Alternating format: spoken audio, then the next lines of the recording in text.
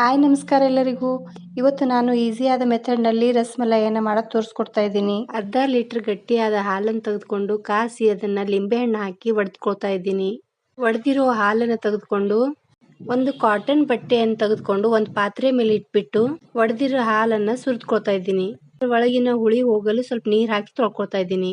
ಚಲೋತ್ನಾಗಿ ಇದರೊಳಗೆ ನೀರು ಹಿಂಡ್ಬಿಟ್ಟು 20 ನಿಮಿಷ ಇದನ್ನು ಸೈಡಿಗೆ ಇಟ್ಬಿಡ್ತಾ ಇದ್ದೀನಿ. ಆಮೇಲೆ ಬಂದಿರುವ ಪನ್ನೀರನ್ನು ಚೆನ್ನಾಗಿ ಅಂಗೈ ಭಾಗದಿಂದ ನಾದಿ ಅರ್ಧ ಚಮಚದಷ್ಟು ಮೈದಾ ಹಿಟ್ಟನ್ನು ಹಾಕೊಂಡು ನಾದ್ಕೊಳ್ತಾ ಇದ್ದೀನಿ. ರಸಗುಲ್ಲಾ ಶೇಪ್ ಕೊಟ್ಬಿಟ್ಟು ಸ್ವಲ್ಪ ಪ್ರೆಸ್ ಮಾಡಿ ಸೈಡಿಗೆ ಇಟ್ಬಿಡ್ತಾ ಇದ್ದೀನಿ.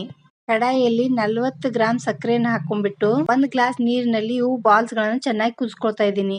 ಇವು ಡಬಲ್ ಸೈಜ್ ನಲ್ಲಿ ಆದಾಗ ಇವನ್ನ ಕೆಳಗಿಳಿಸ್ಬಿಡ್ತಾ ಇದ್ದೀನಿ. ಮತ್ತೆ ಅರ್ಧ ಲೀಟರ್ ಹಾಲನ್ನು ತೆಗೆದುಕೊಂಡು ಅದನ್ನು ಚೆನ್ನಾಗಿ ಕುದಿಸ್ಕೊಂಡ್ಬಿಟ್ಟು 20 ಗ್ರಾಮ್ ದಷ್ಟು ಸಕ್ಕರೆ ಹಾಕಿ ಕೇಸರ್, ಏಲಕ್ಕಿ ಪುಡಿ, ಡ್ರೈ ಫ್ರೂಟ್ಸ್ ಹಾಕಿ ಬಣ್ಣ ಬರುವವರೆಗೆ ಕುದಿಸ್ಕೊಳ್ತಾ ಇದ್ದೀನಿ. ಈಗ ಇದು